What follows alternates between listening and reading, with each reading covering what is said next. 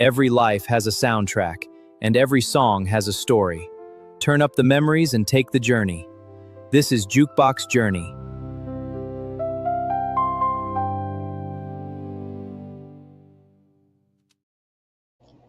Hey y'all, if you had to tell somebody the story of your life using only five musicians, who would you choose? Not necessarily the five greatest musicians who ever lived, not even the five you listen to the most. I'm talking about the ones who can play three notes and suddenly you're not sitting where you are anymore. You're back in the kitchen, riding down a highway, dancing in a living room, going through something you weren't sure you would survive. Or maybe discovering something about yourself you didn't know was there. Music is funny like that. Sometimes you don't remember the year. You don't remember what you were wearing. You don't even remember everybody who was there. But you remember the song and suddenly you remember everything. Hey y'all, welcome back to Jukebox Journey. Now let's take a ride. This ain't just a channel, this is BBTV. All right, listen here. I'm B, and welcome. This show is about music, but probably not in the way you're thinking. Listen, I'm not here to tell you who the greatest singer is of all time. I'm not ranking albums, and I'm certainly not qualified to settle whatever argument the internet is having about music this week. But this is about the music that is attached to our lives because I believe everybody has a soundtrack.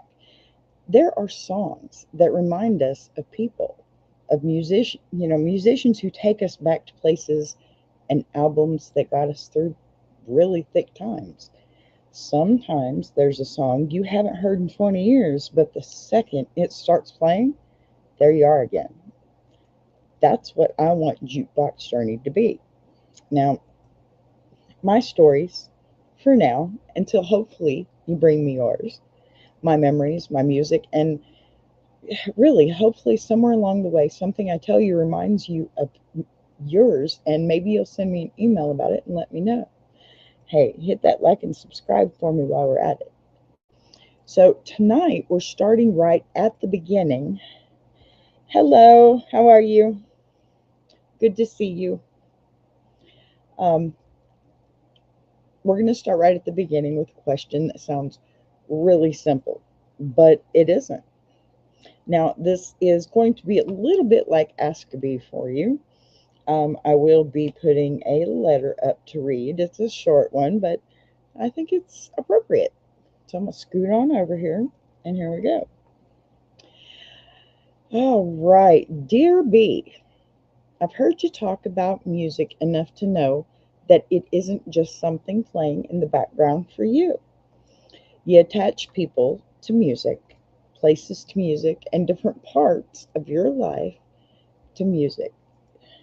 Oh, thank you so much for the jewels. Very, very appreciative. Thank you, thank you. So, I want to know what happens when you have to narrow all of that down. If you could choose only five musicians to help tell the story of your life, who would they be? And I don't mean just singers. They can be singers, songwriters, instrumentalists, performers, band members, or any musician whose work became connected to a piece of your story. Wow, what a wonderful thing to ask. Oh, thank you so much. Look, I really appreciate you for that. Thank you. So, they don't have to be five musicians you think are the greatest of all times. They don't even have to make sense to anybody else. I want the five who make sense to be. Oh, what a nice question to have. All right, second half of our letter here. Who takes you somewhere the second you hear their music? Who reminds you of somebody you love? Who represents a particular time in your life? Who helped you through something? My goodness, you have a lot of questions for me, but I'll try and answer them. And is there somebody whose music didn't just become part of your story, but actually challenged you to discover something about yourself? Basically, B, if your life had a jukebox and I gave you five selections to tell me who you are and where you've been, whose names would be on it? Signed, waiting on track one. Okay, that is, see, I had to prepare for this one, I'll be honest, because this is quite a list of questions here. But again, I am going to try and answer all of those for you. I promise, okay? So, first let's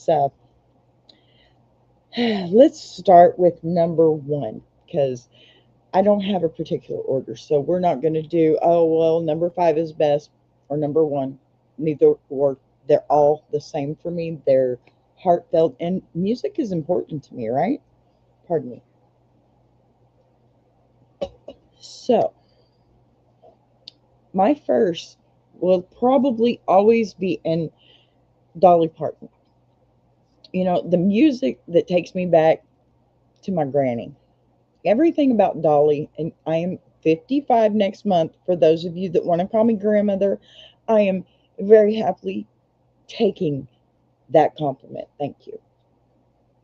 So, everything about Dolly, it sparkles, especially her heart. I mean, you have to know a little bit about Dolly.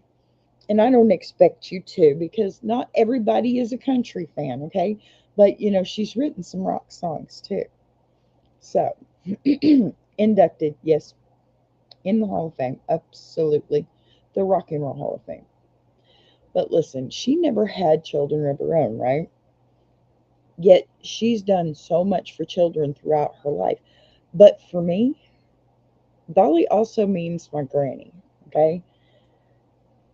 She would play Dolly's records while we baked or sewed or whatever it was. And of course, I sang. And that's where I got my love of singing and ended up in choir. And well, I was even in band, okay? I did really good too. And I still sing at the top of my lungs every chance I get. But Granny loved hearing me sing. And this is what you asked for, so I'm going to give you the little bits and pieces. I ain't going too deep, but my grandmother was very special to me.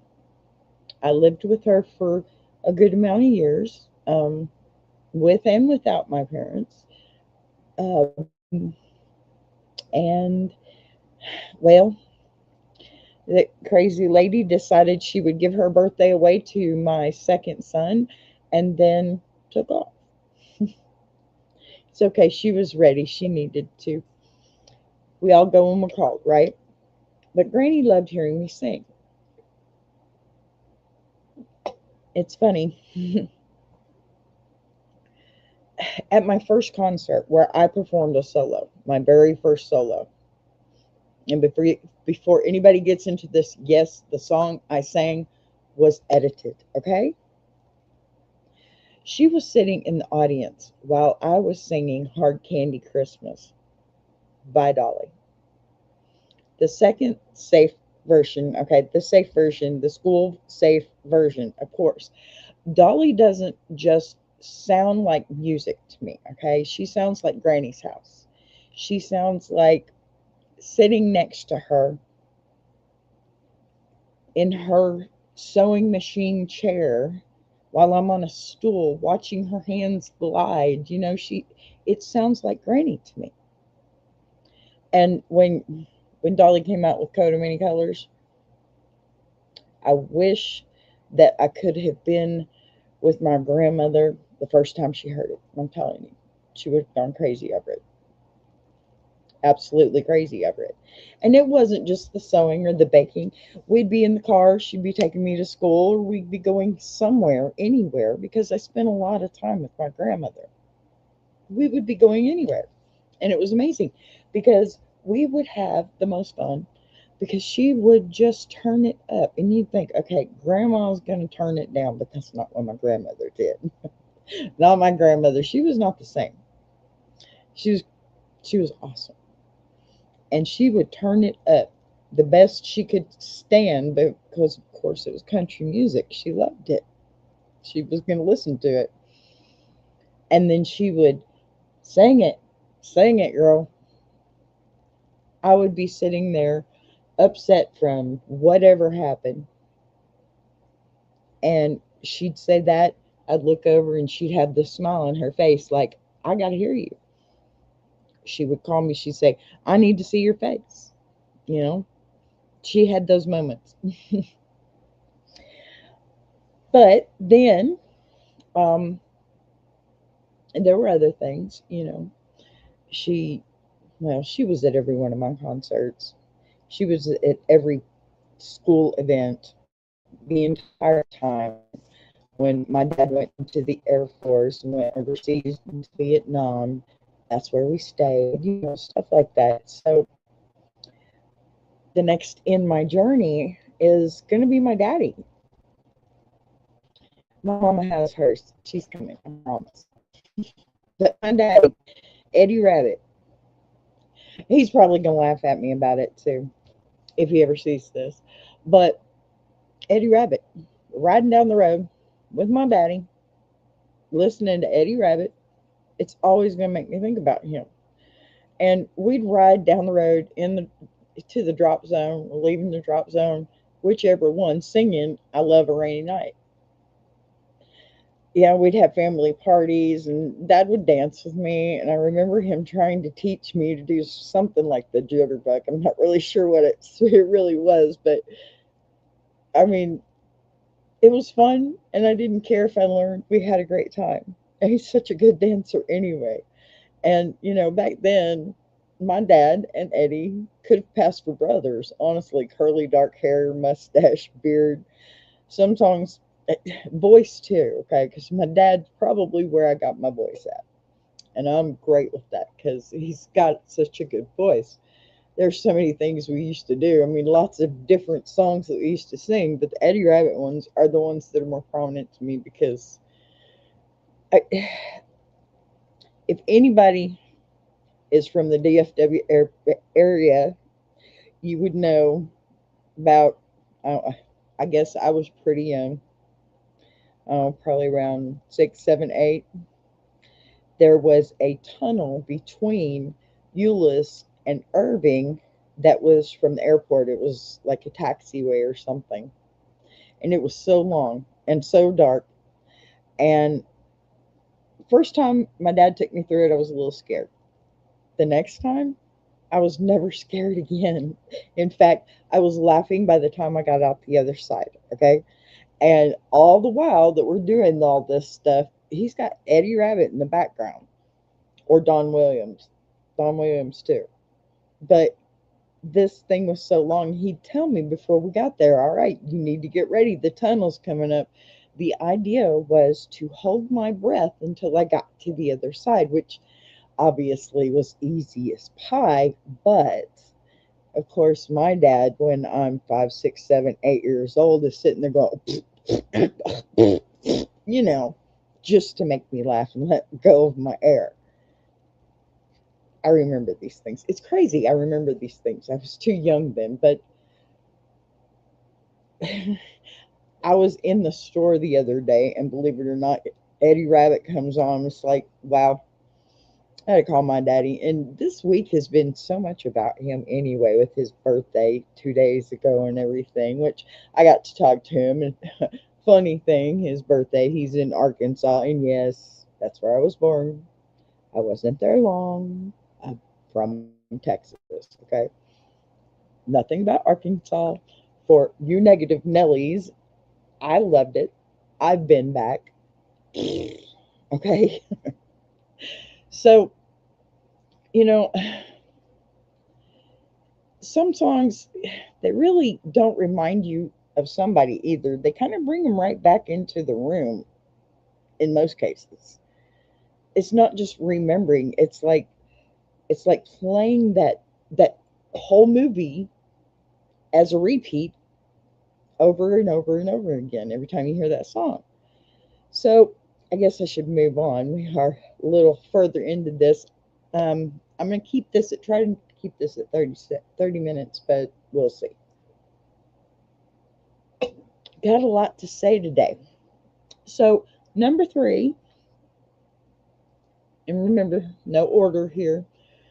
Casey and the Sunshine Band. This one's for my mama. This one's for my mama. You know, when my mom and dad were still together, they split up when I was 4 years old. No worries. Love them both. Um,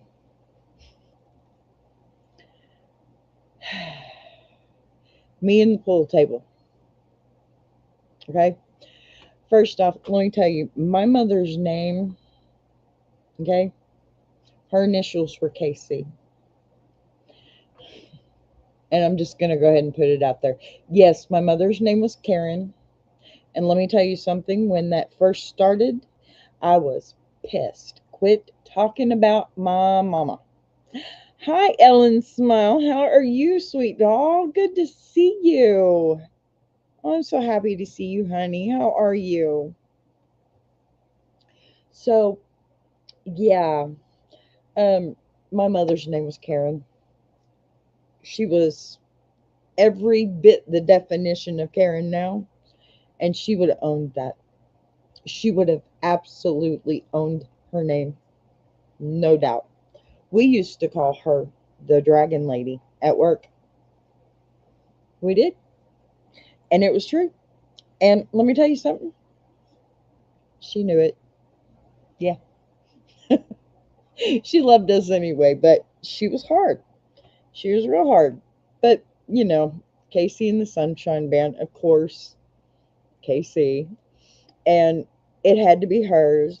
You know, she'd put me up on my dad's pool table, okay?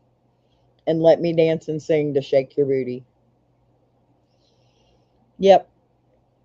She had several songs. I think there was one like, oh crap, I forget the name of the band, but the name of the song was Heaven's Just a Sin Away. Good to see you. I had just had surgery Tuesday for your. Oh, honey, I didn't know if you were having surgery again or not. I did see a little update on that not too long ago. You know what? You go tell that doctor I'm giving him permission to just trade you in for some newer models, okay? Just give her a new hip, give her a new. Make this woman well, please, God. Okay? Oh, my goodness. No more surgeries for a while. You're going to scare me, lady. I can't get there fast enough. You be good. Okay? Yes, I know. Oh, on the other knee? Oh my gosh. I knew about the first one. I think I talked to you. That's when I talked to you the last. My goodness, lady. Would you behave yourself? No more surgeries. Tell them doctors give you a break.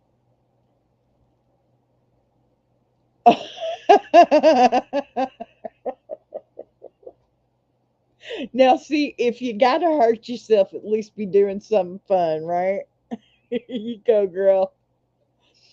You do it, baby girl. You go ahead and have a good time with it, too. Tell them doctors give you a break so you can get back to it. That's what you need to do. Tell them call me.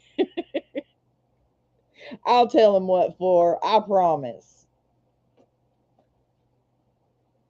All right. So, yeah, back to my mom. She had several different songs also. Um, she had well, I'm probably gonna get her in trouble for this, but Rod Stewart, do you think I'm sexy? She said, I used to shake my butt. It was probably the Casey and Sunshine Band song that she got started with that, and then she just had to see me more shaking of my butt standing on the pool table. But when you're, 3, 4 years old, that's probably one of the best things to see anyway. And a baby's laugh is the best sound on top of music. But that one Casey and the Sunshine Band song, Shake Your Booty, was always our favorite for obvious reasons. Before I ever even knew what performing was, Mama was already giving me a stage. And that was great. So, here I am. Hope you're happy, Mommy. I'm doing it somehow, right? Yeah. All right, we're going to move on to number 4 because I am 20 minutes into this 30 and I'm going to bed early tonight. All right. Yes, I know it's Saturday night. I'm old like that. 55 next month. I don't care. I'm old, and that's just how it goes. Sorry, not sorry. Oh, yeah. Yep. Yep. Absolutely. Oh, man, you know what? I've got a Casey and Sunshine Band record, and it's wore out because I still have turntable. I put that sucker on because it don't sound good unless it's got the scratches or the skips. It's like, get that, get that, get that. No, no, it's get down tonight, please. All right, so number 4. Gosh, I just cracked myself up with that, didn't I? Number 4. Good. At least you're getting a laugh out of it, Ellen. I'm so happy. All right, number 4. I'm gonna touch a little rock here because Nikki Sixx. Okay, he used to be the bassist of Motley Crue. Now, yes, I've showed pictures where he's on my wall when I was a teenager and all that stuff. Yes, I've had a crush on that man since I could probably breathe. But this is different, okay? This is just about him and the time of my life that he started this part, making something beautiful out of ugly parts, right? With Nikki Sixx, it's less about where he started and more about what came afterwards. The addiction destroyed pieces of his life, but look at what he made from what survived. Listen, I've read the Heroin Diaries cover to cover, and addiction is something that has touched my own life and my family. Not everybody gets out, right? That's why his story means something to me. He took things society might call damaged or deformed or even ugly, and he turned them into music and writing and photography and arts. If you see his book, his second book, I think it's Life is Beautiful. It's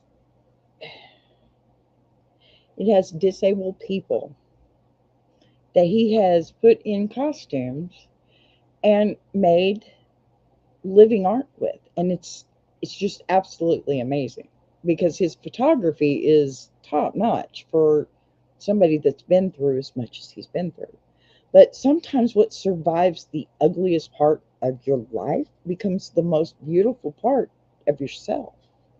And I really think that's what he did with his second book. Yep. Song Doobie. Yeah. So, okay, one more final. I have a fifth. I'm supposed to do 5 as according to the letter. Um, y'all don't laugh at me.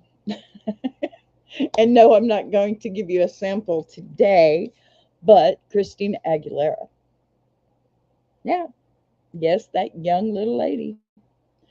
Listen, back in my day, we had some pretty brave altos out there. But Christina, oh my gosh, y'all, Christina Aguilera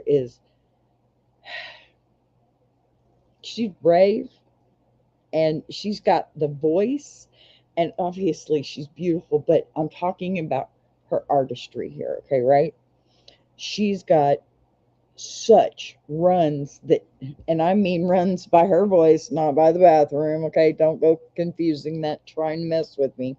All 50,000 of you sitting here watching. But If you know music, you know what I mean by a run. When she goes up and then down and then up and then down and then up and then, it's a run. It's multiple sounds and notes in one breath.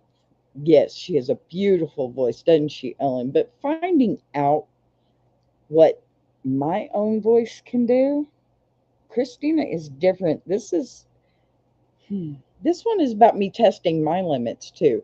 She's an alto, as am I. And her music challenges the hell out of me. When I can hit one of those notes or actually match one of those runs, it's ridiculously exciting because I know there was a time when I couldn't do it. I didn't get there by avoiding the hard songs, okay? I got there by singing them over and over and pushing my voice further and further. And you know what? This comes natural to her, and that's terrifying to me because, I mean, hello, that's amazing. And of course, I'm going to keep singing her music because I just absolutely love to.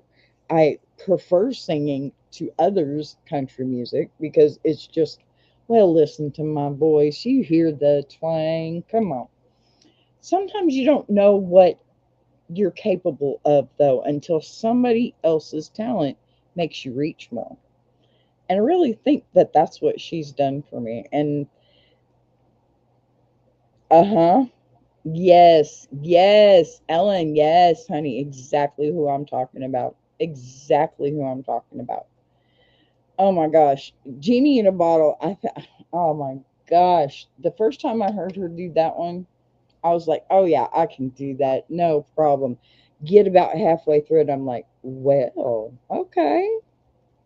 But then she brings out Lady Marmalade, and I'm telling you, I take from the beginning of that song to right before she hits that, taking deep breaths because I know I'm going to own it if I can. And that is every time she starts out, when she starts singing, she's got to have a, she belts everything. She's a belter. I'm a belter. She's a belter. I think that's why I like her most, is because I don't need a microphone. And this bitch don't need one either. She's got lungs for days, right? It's fun to really try as hard as possible and then actually hit that run or actually hit that really high note that altos don't normally get. But then you go back to later, well, earlier in my life, I guess I should say, to like Whitney Houston or even Aretha Franklin or Patti LaBelle, or you know what? There's no comparison, but it's been there all the time. It's just brought out differently, right? So, when I started thinking about five musicians, I thought I was picking music. I wasn't. I was picking memories and places and people and different versions of myself. And that's the thing about music. Your your five probably aren't my five, okay? And they shouldn't be because you didn't live my life and I didn't live yours. But I bet you have them. You've got a soundtrack. Those musicians who belong to somebody who loved, who you love, the song that takes you back to being a kid, you know? No, I'm not talking about I love you. Okay? That's not the one. The music that followed you through the harder years. And maybe the musician who made you reach a little further and find out there was something inside you that you hadn't discovered yet. I'm telling you, it's all over the place. That's the way it happens. It just goes that way. All right, y'all, that's your jukebox journey. This one is mine. So before you leave, I want you to think about it. If you only got five, who would be in your jukebox. I'll be back next week, next Saturday, 8 p.m. Central, for another Jukebox Journey. In fact, I have a new schedule. Let me announce that now. Okay?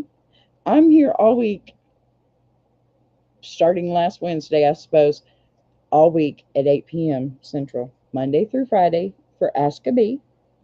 Saturday is your Jukebox Journey, and then Sunday we're working on a little show that may or may not happen this weekend. We will see about it. That one, yeah, it's going to be for tomorrow if we can make it. Until then, turn it up.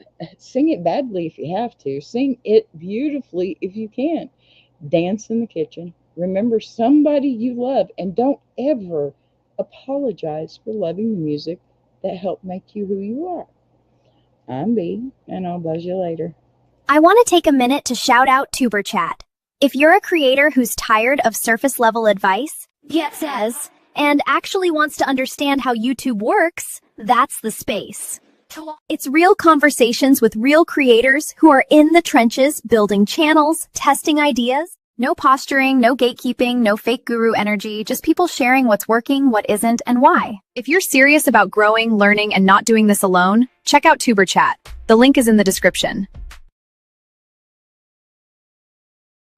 Every life has a soundtrack, and every song has a story. Turn up the memories and take the journey. This is Jukebox Journey. Boss be rising, baby TV.